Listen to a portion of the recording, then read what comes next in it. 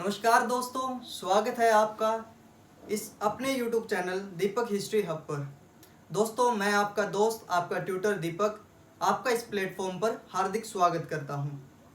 दोस्तों, हमने ये YouTube चैनल आप सभी के लिए इतिहास की समझ को विकसित करने के लिए बनाया है। अक्सर क्या होता है कि हम लोग मेन प्रीलिम्स की तैयारी या फिर ये कहिएगा यूजीसी नेट के लिए, असिस्टेंट प्रोफेसर के लिए पीवाईक्यू या फिर एमसीक्यू की प्रैक्टिस बहुत अच्छे से कर लेते हैं, लेकिन हमें अपने एग्ज़ाम को क्रैक करने में, हमें अपनी गवर्नमेंट जॉब को प्राप्त करने में जो मुश्किल का सामना करना पड़ता है वो दोस्तों आंसर राइटिंग करते समय करना पड़ता है। आंसर राइटिंग हमारे लिए इतना ज़रूरी है कि यह हमारे सिलेक्शन में एक बाधा के तौर पर होती है। आज हम इस सीरीज़ के माध्यम से, इस चैनल के माध्यम से ये जानेंगे कि आंसर राइटिंग प्रैक्टिस होती कैसे है, किस तरीके से हमें प्रश्न को टैकल करना होता है और उसका सटीक उत्तर लिखना होता है। उसको जानने से पहले हम समझेंगे आंसर राइटिंग होती कैसे है। दोस्तों, अक्सर क्या होता है आंसर राइटिंग में, देखो 3 चीजें होती हैं। सबसे पहले उसका इंट्रो होता है,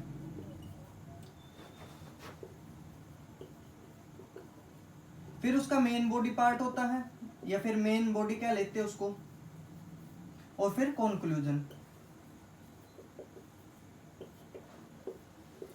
दोस्तों, इन 3 चीजों को मिलाकर ही आंसर राइटिंग होती है। अब इनमें क्या होता है, इंट्रोडक्शन में क्या होता है कि हमें यह देखना होता है कि हमें प्रश्न क्या पूछा गया है, हमसे क्या प्रश्न पूछा गया है, हम उसकी भूमिका को कैसे लिख रहे हैं, ताकि जब एग्जामिनर चेक कर रहा होता है तो वो वहीं पढ़कर हमें मार्क्स प्रोवाइड कर दे कि हाँ भाई, बच्चे ने अच्छा लिख रखा है। उसके बाद दोस्तों होती है मेन बॉडी।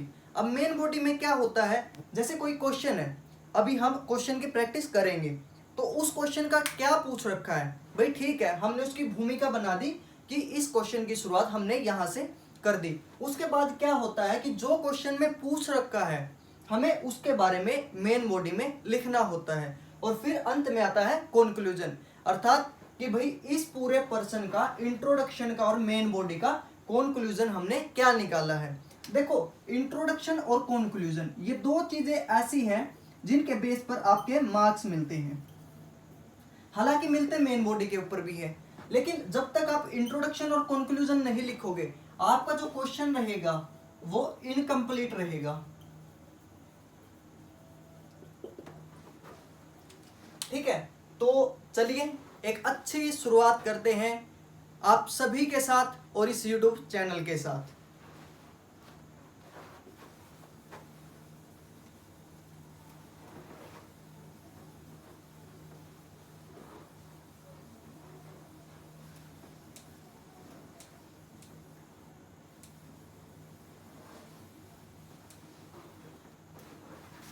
तो दोस्तों, आज का हमारा टॉपिक रहेगा मध्यकालीन भारत से। अब इतिहास को देखते हैं। पहले इतिहास क्या होता है।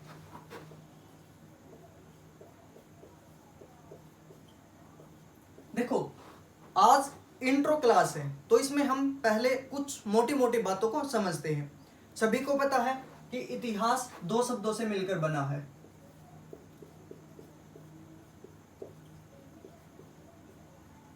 तीन शब्दों से, सॉरी।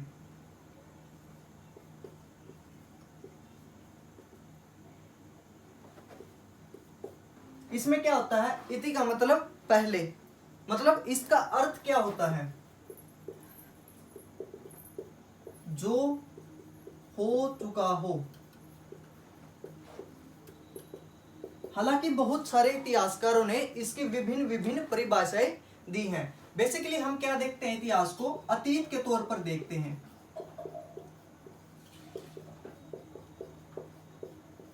अर्थात जो घटित हो चुका है।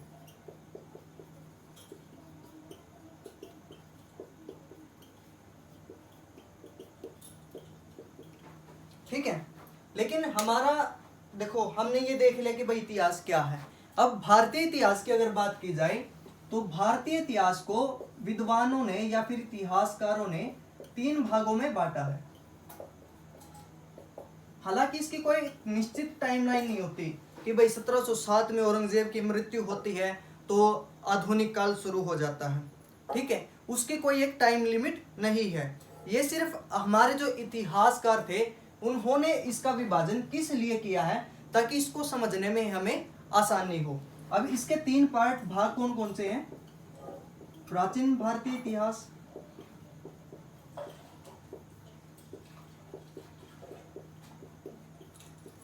मध्यकालीन भारतीय इतिहास और आधुनिक भारतीय इतिहास।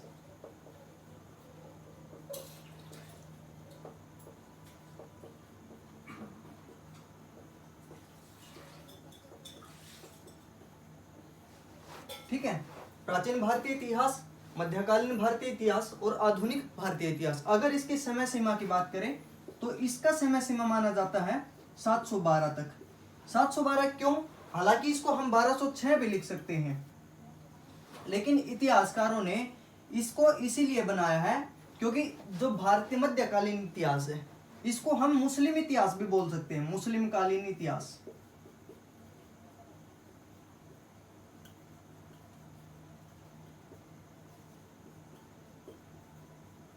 क्योंकि इसी दौरान क्या होता है, भारत में मुस्लिमों का आगमन प्रारंभ हो जाता है, तो इसलिए इसका आगमन माना जाता है 712 से 1707। अब 1707 देखो, 3 मार्च 1707 को क्या होता है? 3 मार्च 1707 को होती है औरंगजेब की मृत्यु। औरंगजेब की मृत्यु के साथ ही जो हमारे इतिहासकार हैं उन्होंने क्या किया कि भाई 1707 से ही आधुनिक भारतीय इतिहास की शुरुआत कर दी, जो 1707 से लेकर और 1947 यानी कि भारत की आजादी तक रहता है। तो हम अपनी शुरुआत करेंगे आंसर राइटिंग प्रैक्टिस की मध्यकालीन भारतीय इतिहास से।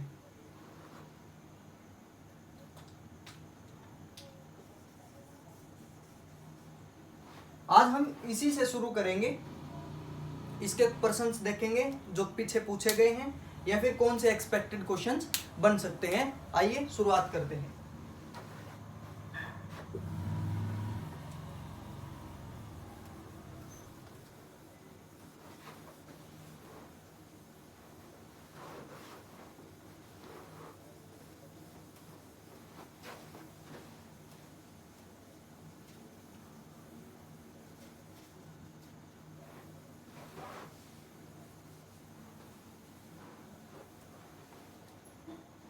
देखो, हम सबसे पहले है ना तुर्कों के आक्रमण पढ़ेंगे।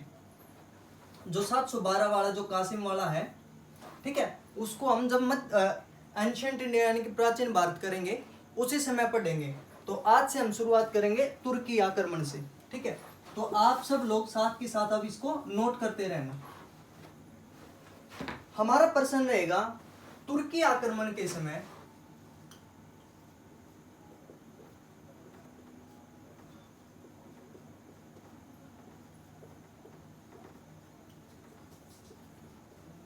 तुर्की आक्रमण के समय उत्तर भारतीय शासक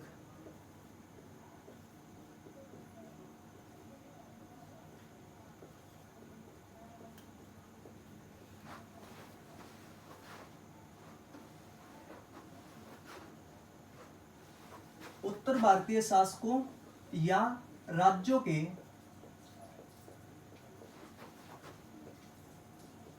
पराजित होने के कारणों पर चर्चा करें।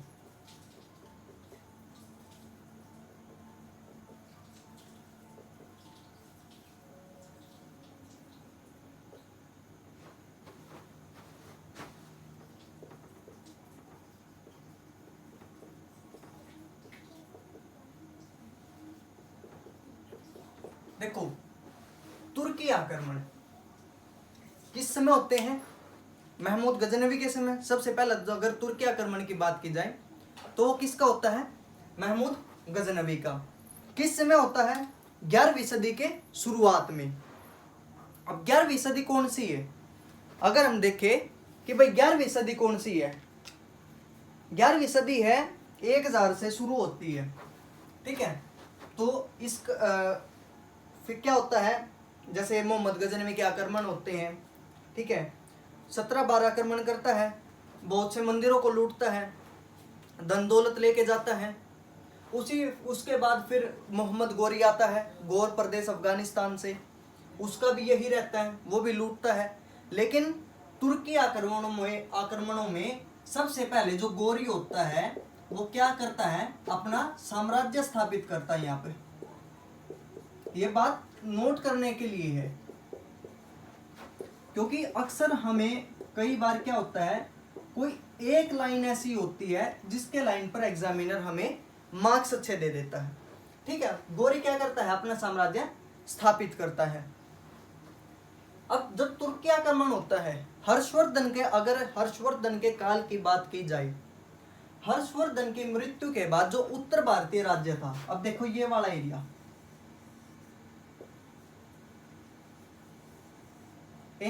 ये वाला जो एरिया था, ये जो उत्तर भारतीय राज्य था, ये क्या हो चुका था, ये विखंडित हो चुका था। अनेक छोटे छोटे राज्य टुकड़ों में बट चुके थे। अब इन के बटने का फायदा किन्होंने उठाया, तुर्कियों ने उठाया, ठीक है। तुर्क लोग क्या करते थे, अब उन्होंने ये देखा कि भाई जो भारतीय शासक है,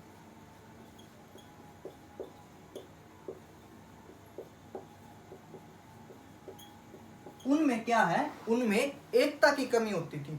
अब वो लोग सिर्फ अपना साम्राज्य विस्तार करने के लिए आपस में ही लड़ते रहते थे। ऐसे ही फायदा उठाया था अंग्रेजों ने।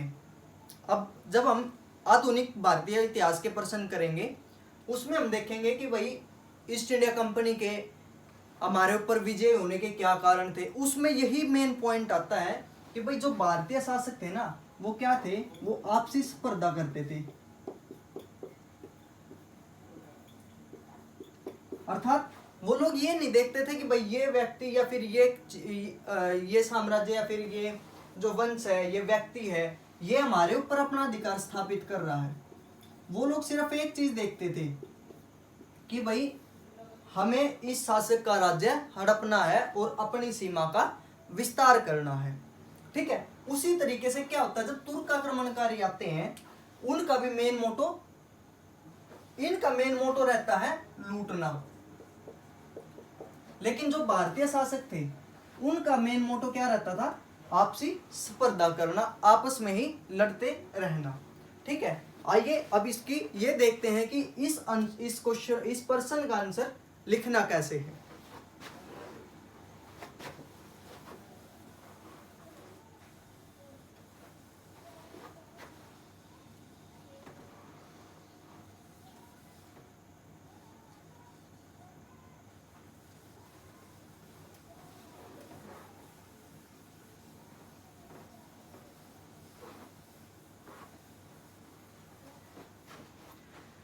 दोस्तों साथ के साथ आप लिखते रहना, ठीक है। अब हम इसकी भूमिका बनाते हैं। पहले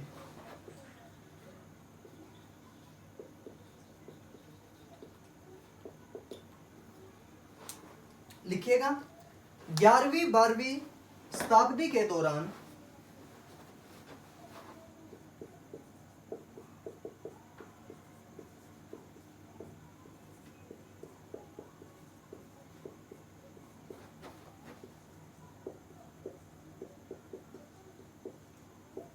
उत्तरी भारत में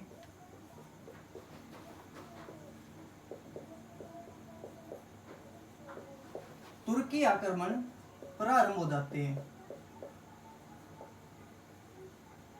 तुर्की आक्रमण होने लगते हैं।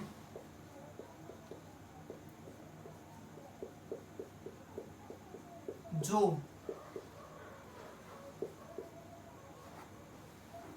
उत्तर पश्चिमी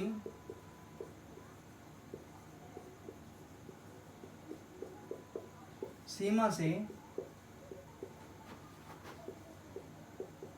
भारत में प्रवेश करते हैं।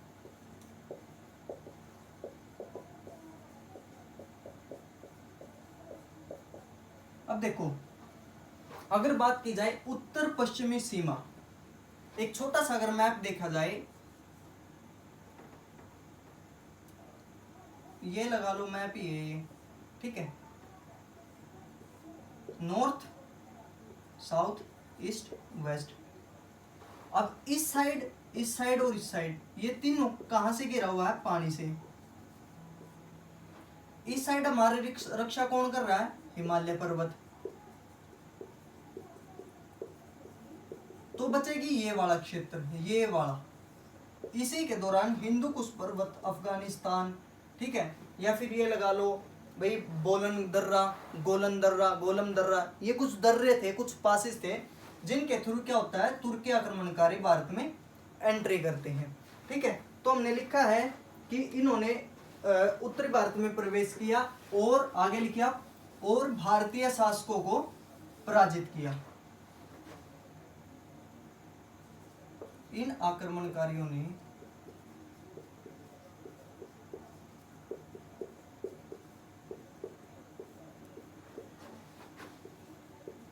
हमला करके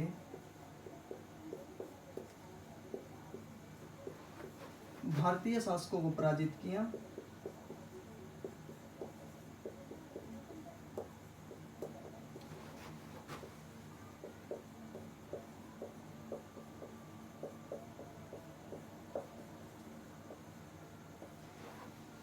और यहां से धन संपदा लूटने लगे। पराजित किया और अपना वर्चस्व स्थापित किया।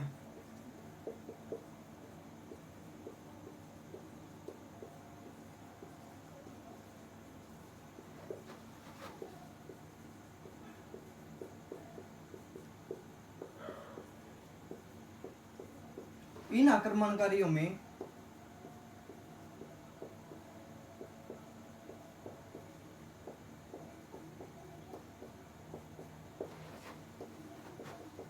प्रमुख नाम इसका रहेगा? महमूद गजनवी। इसको हम ब्लैक पेन से ब्लैक मार्कर से लिखेंगे ताकि ये हाईलाइटेड रहे।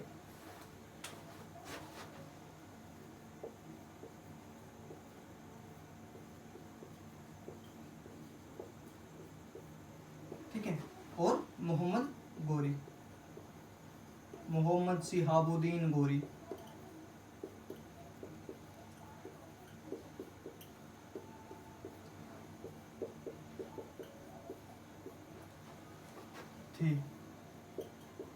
ठीक है। हालांकि आगे लिखिए, हालांकि भारतीय शासकों ने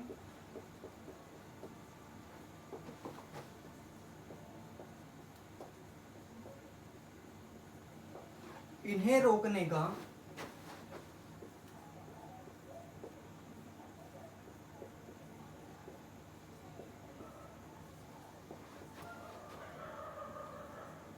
भारी प्रयास किया,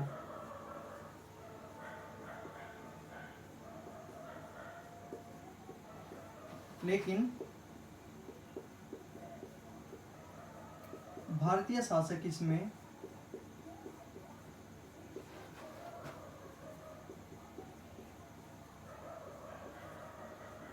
सफल ना हो सके।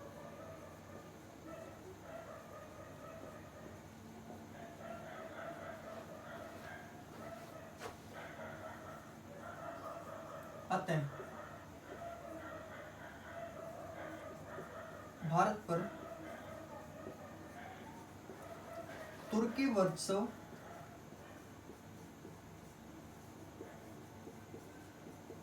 स्थापित हो गया।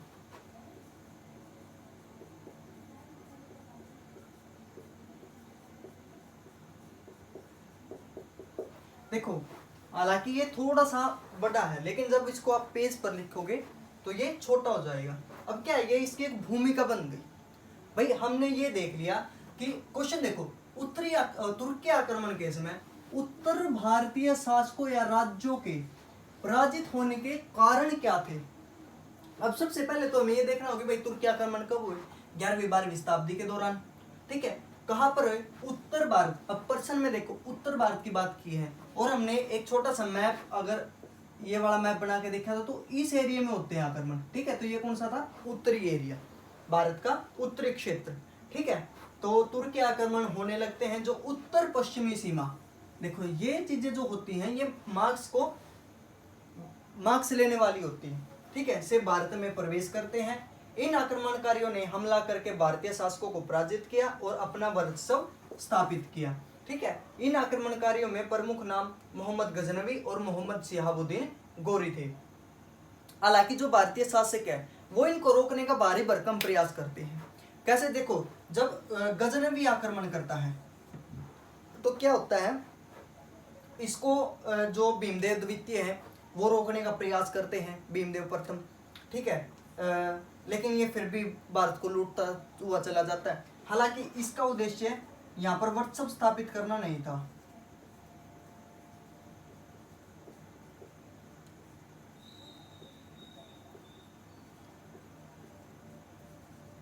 इसका उद्देश्य था सिर्फ भारत की धन संपदा को लूटकर गजनी में लेके जाना।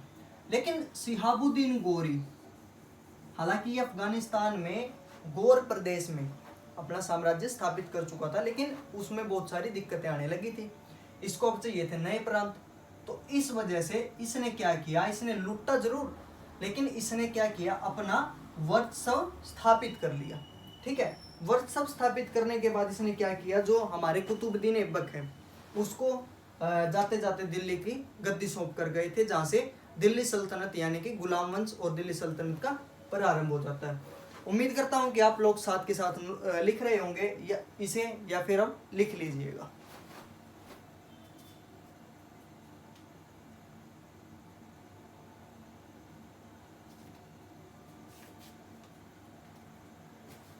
अब देखो हमने इसका इंट्रोडक्शन कर लिया, हमने प्रश्न को 3 भागों में डिवाइड करना है, हमने इसका इंट्रोडक्शन कंप्लीट कर लिया। अब इसका जो मेन बॉडी पार्ट है उसकी बात करते हैं। दोस्तों साथ के साथ इसको लिखते रहिएगा ताकि आप लोगों के अच्छे नोट्स भी प्रिपेयर हो जाएं, और जब एग्जाम नियर हो तो उसको सिर्फ रिवीजन करें। उससे ही आपको ये आइडिया हो जाएगा कि भाई इस क्वेश्चन की डिमांड क्या है और क्वेश्चन को कैसे टैकल करना है।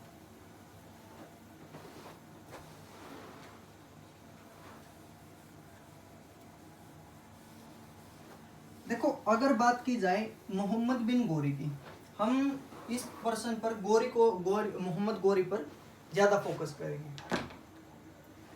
जब गोरी अपना 1175 में पहला बयान करता है, ठीक है, तो उसके बाद फिर वो क्या करता है, उसके बाद वो आगे बढ़ता चला जाता है, और बात आती है सन 1191 और 92 की। आई थिंक सबको ये डेट याद होगी। क्या होते हैं, तराइन के 2 युद्ध होते हैं,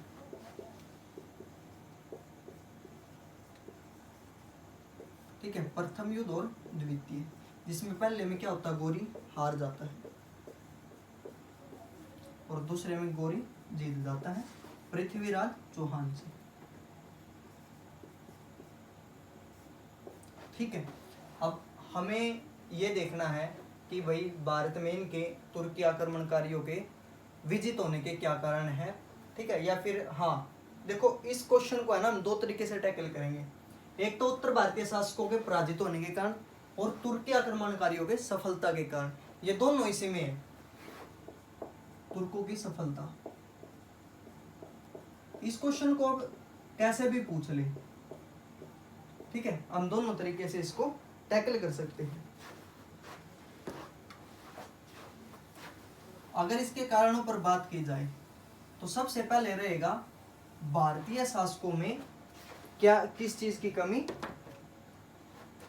एकता की कमी और राजनीतिक विखंडन और आपसी संघर्ष। अब देखो हम एक डायग्राम बनाते हैं।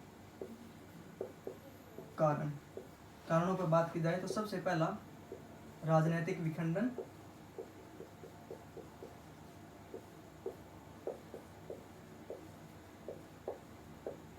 और आपसी संघर्ष।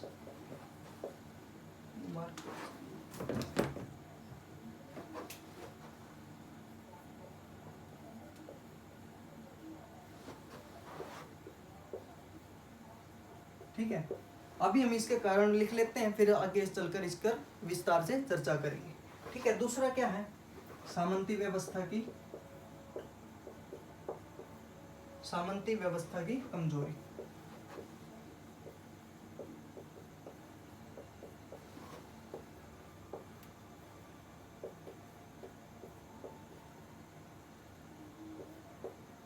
तीसरा इसका कारण रहेगा सैन्यकारण, सैन्यकारण या फिर सैनिकारण। चौथा कारण हम लेंगे धार्मिक कारण। अगर पांचवें कारण पर बात की जाए, तुर्कों का युद्ध कौशल,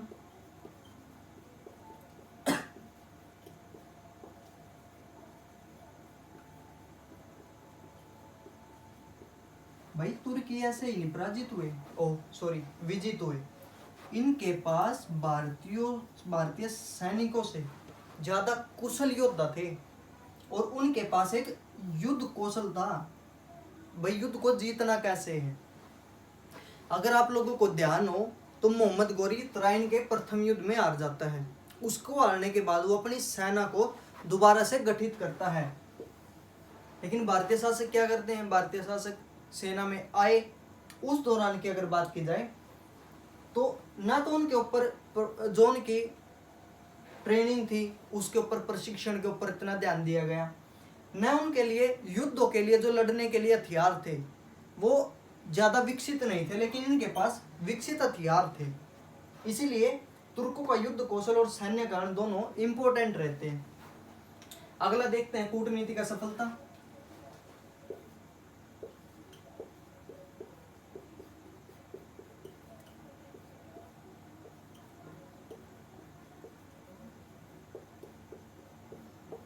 ठीक है, कितने हो गए, 3। और इसमें ना एक और लिख लो, प्रशासनिक और आर्थिक कमजोरियां।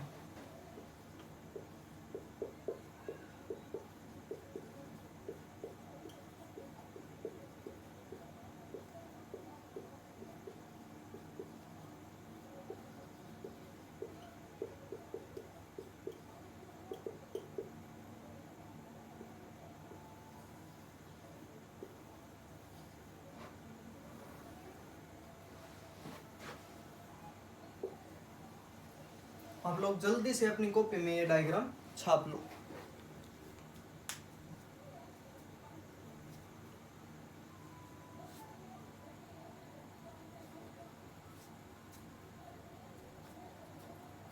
अब बात करते हैं इनके एक एक कारण पर विस्तार से हम चर्चा करते हैं, देखते हैं कैसे क्या होता है।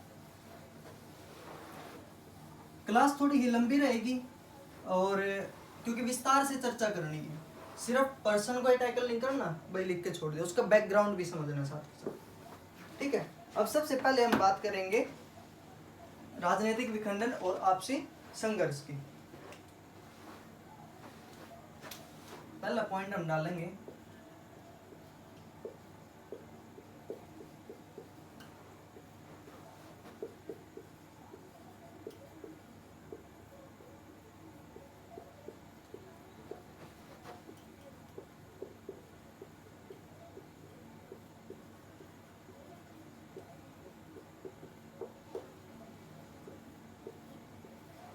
दोस्तों, क्या होता है हर्षवर्धन के समय, हर्षवर्धन के डेथ के बाद जो भारतीय राज्य है वो छोटे छोटे राज्यों में बढ़ जाता है और बहुत सारे शासक प्रांतीय शासकों बनकर सामने आते हैं। ठीक है, उनको हम देखते हैं एक बार। इसमें क्या लिखना है कि तुर्क आक्रमण से पूर्व, पहले एक बार इसको लिख लेते हैं, बीच में इसको साथ के साथ समझते चलेंगे।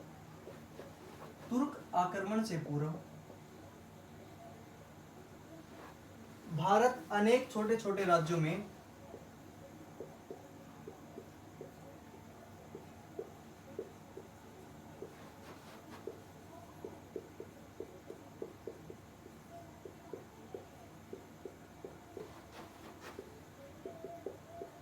विभाजित हो चुका था।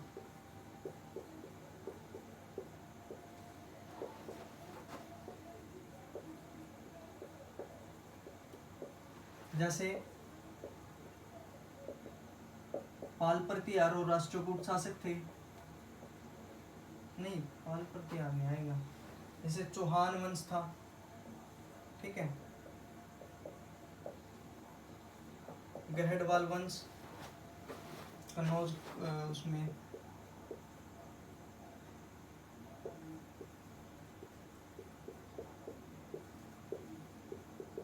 ठीक है, इत्यादि।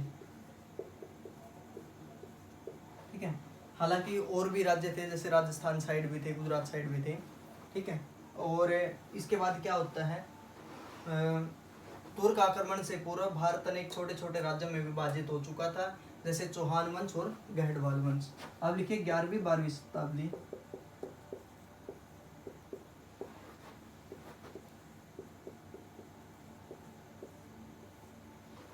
11वीं-12वीं शताब्दी तक इन सब की शक्तियां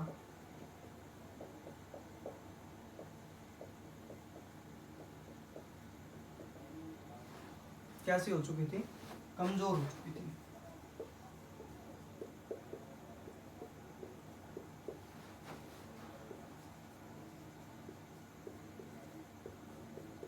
ये शासक अब सिर्फ अपने साम्राज्य या फिर अपने राज्य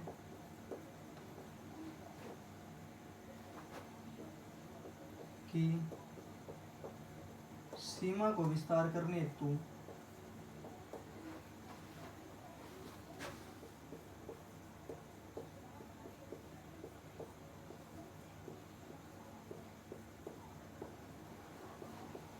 आपस में एक दूसरे से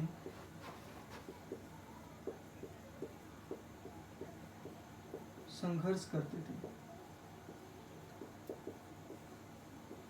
जिस बात का फायदा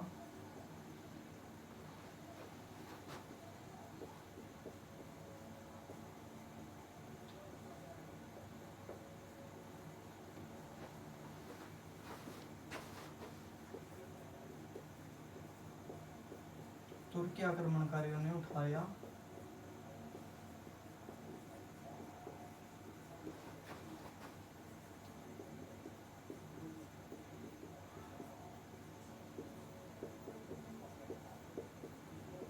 और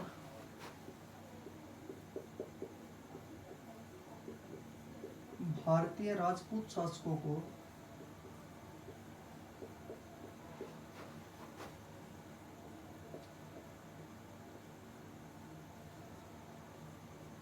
पराजित कर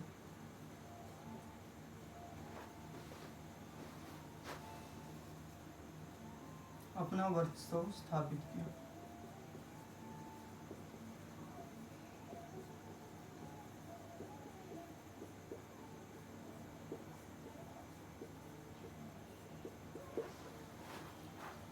देखो, राजनीतिक विखंडन और आपसी संघर्ष, इस दौरान क्या होता है, इस दौरान बहुत सारे भारत में छोटे छोटे राज्य उभर कर सामने आते हैं। ठीक है, जैसे अगर बात की जाए, गुजर प्रतिहार थे, ठीक है, चौहान थे, गहडवाल वंश के थे। ठीक है, ये सब लोग क्या होते हैं, आपस में एक दूसरे से संघर्ष करते रहते हैं, जिस बात का फायदा तुर्क आक्रमणकारियों ने उठाया।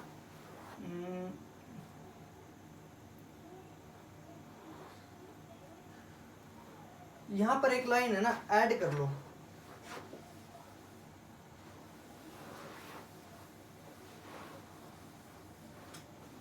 जिससे इनकी एकता कमजोर हुई।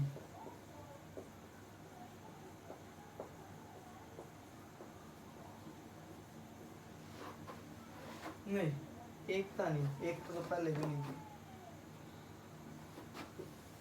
वही ठीक है, संघर्ष करते थे, जिस बात का फायदा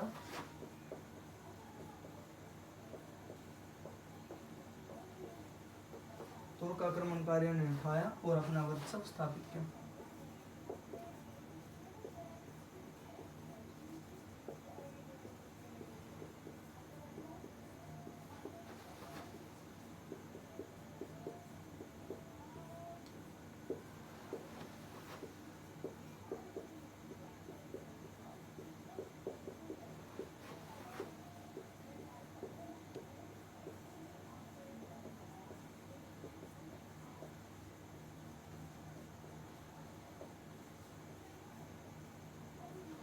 आप इसको एक बार अपने कॉपी में लिख लीजिएगा।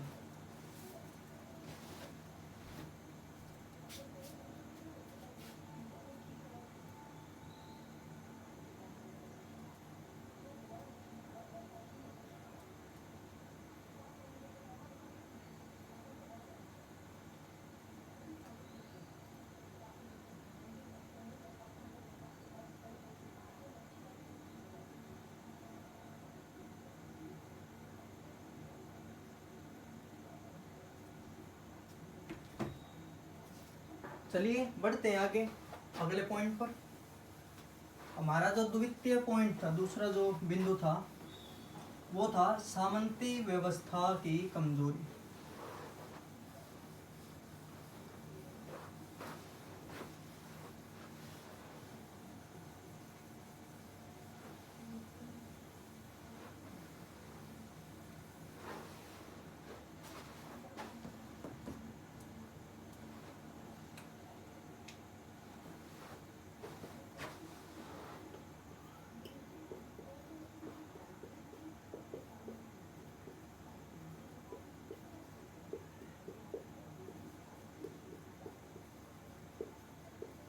देखो क्या हो रहा था इस टाइम पे, जो भारतीय शासक थे वो उनकी शक्ति कमजोर होती जा रही थी। तो जो सामंत लोग थे उन्होंने क्या किया, अपनी शक्ति को बढ़ाना शुरू कर दिया।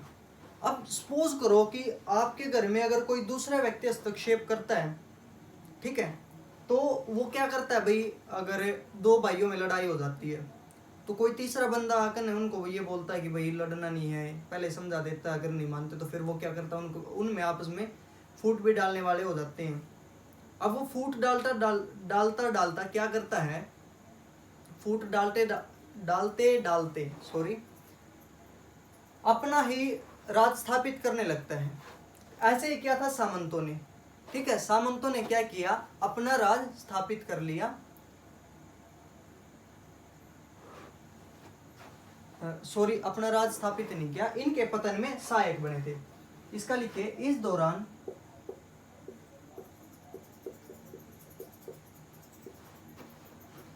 उत्तरी भारत में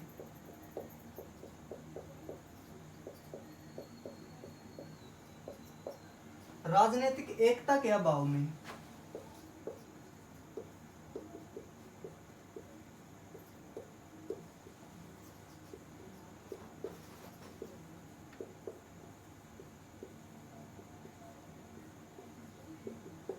क्या होता है, सामंतीकरण की प्रक्रिया शुरू हो जाती है।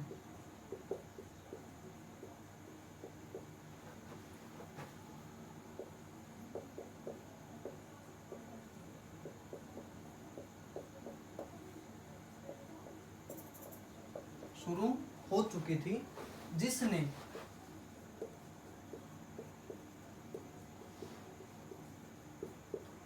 भारतीय शासकों के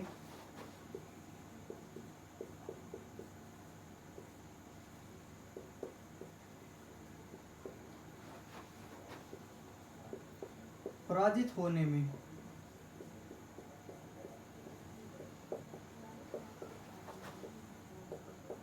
अहम भूमिका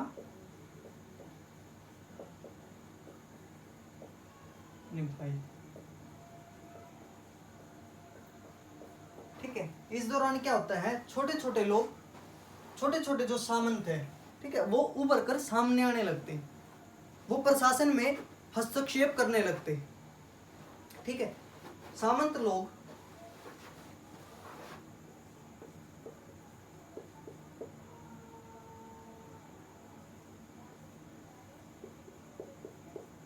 केवल व्यक्तिगत निष्ठा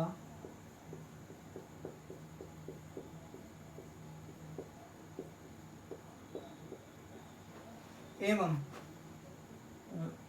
सामंत लोग केवल व्यक्तिगत निष्ठा पर टिके थे।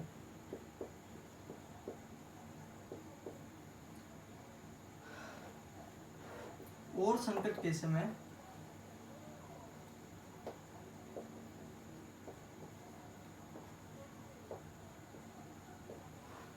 पीछे हट जाते थे, सहयोग देने से और सहयोग करने से पीछे हट जाते थे।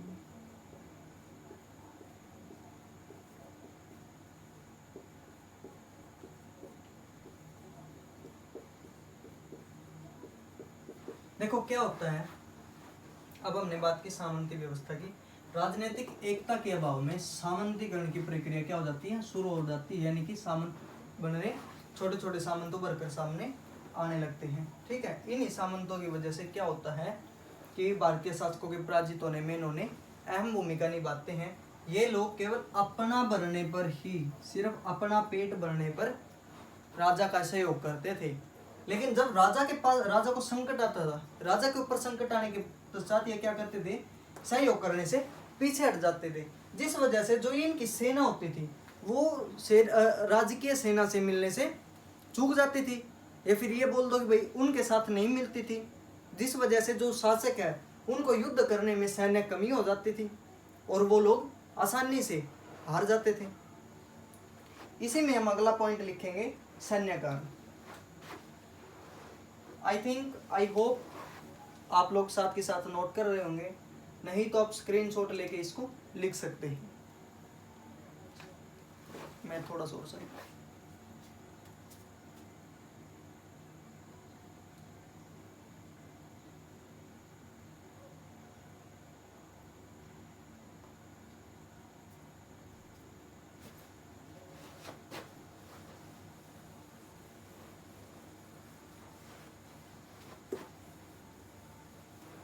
आज हम एक पॉइंट और करेंगे, कल को फिर इसका सेकंड पार्ट करेंगे।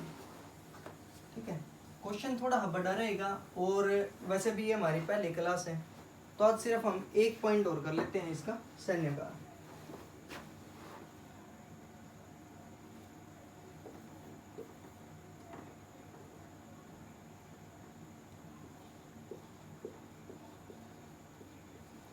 देखो, एक ऑथर थे, ठीक है, उनका नाम था फकरे मुदब्बिर।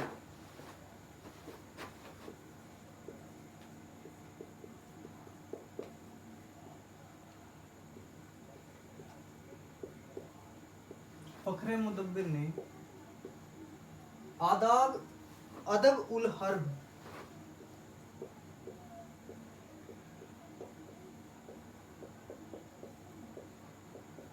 नामक ग्रंथ में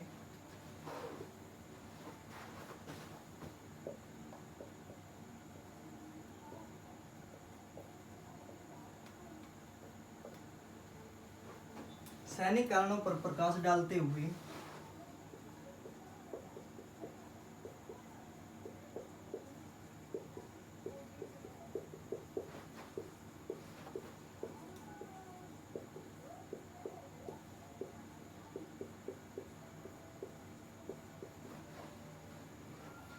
बताया है कि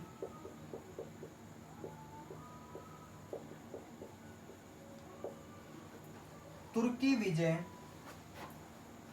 फकरे मुदव्विर ने आदाबुल हर्ब में सैनिक कारणों पर प्रकाश डालते हुए बताया है कि तुर्की विजय या फिर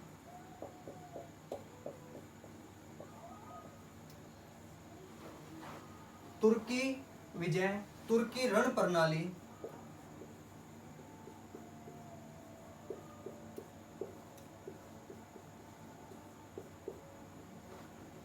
तुर्की रण प्रणाली में गतिशीलता,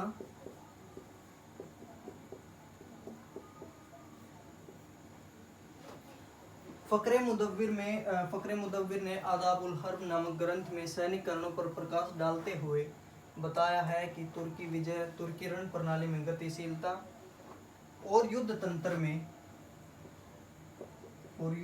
के रूप में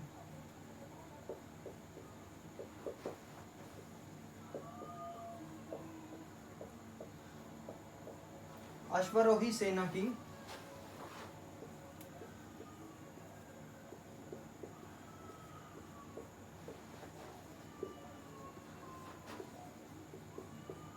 प्रमुख भूमिका रही।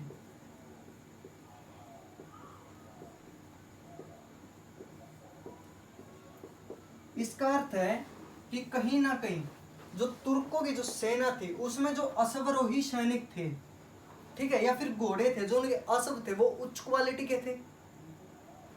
अगर देखो ये क्या है, ये एक ऑथेंटिक सोर्स है, ठीक है, तो उसने तुर्कों की विजय को जानने का ये ऑथेंटिक सोर्स है। उसने इस सोर्स में क्या बताया कि सैनिक कारणों पर प्रकाश डालते हुए बताया है जो तुर्कों की जो विजय हुई थी वो तुर्की रण प्रणाली में गतिशीलता और युद्ध तंत्र के रूप में अश्वारोही सेना की प्रमुख भूमिका रही। इसका अर्थ है कि उनके पास एक उच्च क्वालिटी की अश्वारोही सेना थी, ठीक है। जबकि भारतीय सेना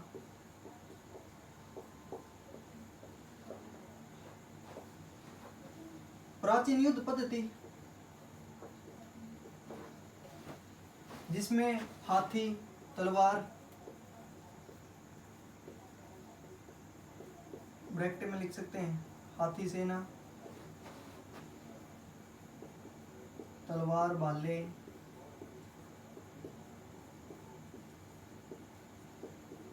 का प्रयोग करती थी।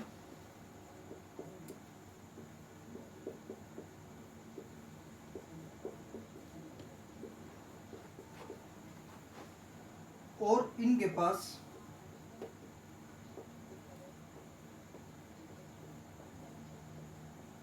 निम्न गुणवत्ता वाले या फिर तुर्की के पास निम्न गुणवत्ता वाले हल्के हथियार थे।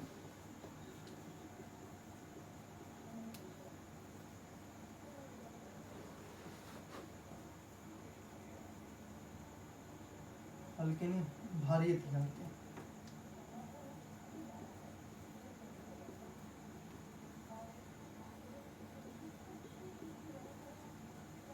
ठीक है। तो फकरे मुदव्विर ने अपने ग्रंथ में बताया है कि तुर्की सेना है जो तुर्की रण प्रणाली और गतिशीलता, युद्ध तंत्र में अश्वारोही सेना की प्रमुख भूमिका से जीतते थे। और भारतीय सेना के पास वही हाथी सेना होती थी, ठीक है। उनके पास भारी भरकम हथियार होते थे जिनको चलाने में समय लगता था, लेकिन तुर्की सेना के पास उच्च क्वालिटी के हथियार होते थे जो हल्के होते थे और तीव्र गति वाले होते थे, ठीक है। तो हमने ये तुर्की आक्रमण के हमने आगे भी है, लेकिन आज हम इसी क्लास को यहीं पर विराम देंगे और आगे की चर्चा हम कल की क्लास में करेंगे। जुड़ने के लिए बहुत बहुत धन्यवाद। चैनल को सब्सक्राइब करिए, ज्वाइन करिए और शेयर करिए। जय हिंद।